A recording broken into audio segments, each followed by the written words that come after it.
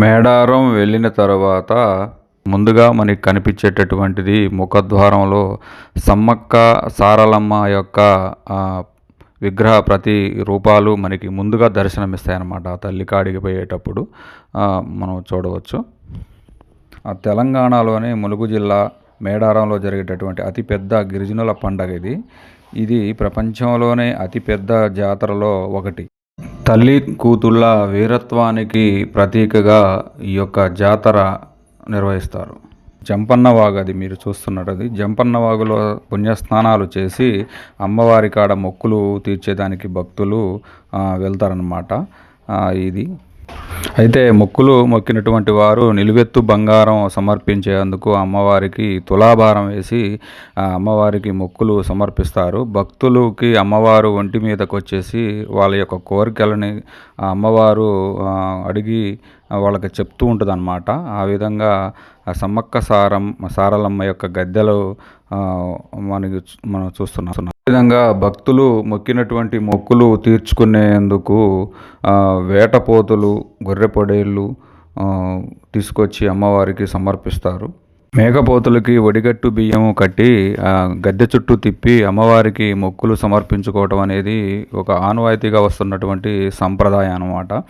అదేవిధంగా సుమారు 900 సంవత్సరాల క్రితం కాకతీయ రాజులు విధించినటువంటి అధిక పన్నులకు వ్యతిరేకిస్తూ సమ్మక్క సారలమ్మ తమ గిరిజనుల ప్రజల కోసం పోరాడి ప్రాణాలను అర్పించారు. వారి త్యాగాలకి స్మరిస్తూ ఈ యొక్క జాతరని నిర్వహించటం జరుగుతుంది. ఇది కేవలం తెలంగాణలోనే కాకుండా ఆంధ్రప్రదేశ్, ఛత్తీస్గఢ్, మహారాష్ట్ర, మధ్యప్రదేశ్, ఒడిశా వంటి రాష్ట్రాల నుంచి కూడా లక్షలాది మంది భక్తులు వస్తారు. సమ్మక్క సారలమ్మ వద్దకు వచ్చి తమ మొక్కులను సమర్పించుకుంటారు. ఇది ప్రపంచంలోనే అతి పెద్ద గిరిజనుల సామూహిక ఉత్సవం అని చెప్పేసి అని కూడా అనొచ్చు అన్నమాట. ఈ తెలంగాణలో ప్రతి 2 ఏళ్లకు ఒక్కసారి మాఘమాసంలో ఫిబ్రవరి నెలలో పౌర్ణమి ముందు నుండి పౌర్ణమి వరకు ఈ యొక్క పండగని జరుపుకోవడం జరుగుతుంది. అమ్మవారి ప్రతిరూపాలను అడవిలో నుంచి, అంటే చిలకల గట్టు నుంచి తీసుకొచ్చేసి గద్దెపై ప్రతిష్ఠిస్తారు. వీటిని గిరిజనులు చాలా భక్తి శ్రద్ధలతో పూజిస్తారు.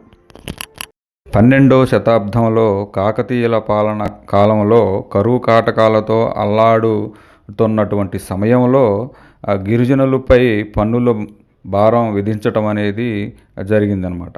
ఆ యొక్క పన్నులు భారానికి వ్యతిరేకిస్తూ సమ్మక్క సారలమ్మ తల్లి కూతుళ్ళు చేసినటువంటి ఈ తిరుగుబాటును స్మరించుకునేందుకు ఈ పండగ గిరిజనులు భక్తి శ్రద్ధతో అన్ని వర్గాల ప్రజలు కలిసి ఈ ఉత్సవాన్ని నిర్వహిస్తారన్నమాట.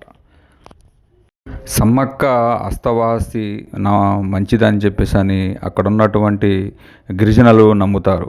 ఆమె చేతితో ఆకుపసరను ఇచ్చిన ఎలాంటి రోగమైనా ఇట్టే నయమైపోతుందని చెప్పేసి అని ఆమెని తన మేనలుడైనటువంటి మేడారం పాలకుడైనటువంటి పగిడిద్ది రాజుకిచ్చి పెళ్లి చేశారు. ఈ దంపతులకు సారలమ్మ, నాగులమ్మ, జంపన్న అనేటటువంటి 3 సంతానం కూడా కలిగారన్నమాట. అయితే ఈ మేడారంలో శ్రీ సారక్క గద్దె, శ్రీ సమ్మక్క గద్దె, అదేవిధంగా గోవిందరాజుల వారి గద్దె, పగిడిరాజు వారి గద్దె, ఇవన్నీ కూడా ఒకే గద్దెగా రూపాంతరం చెందుతున్నాయి. దాదాపుగా 900 సంవత్సరాల చరిత్ర కలిగినటువంటి ఈ యొక్క గద్దెలని ఒకే గద్దెగా రూపాంతరం చెందటం అనేది చూసినటువంటి భక్తులు చాలా సంతోషాన్ని వ్యక్తపరిచారు.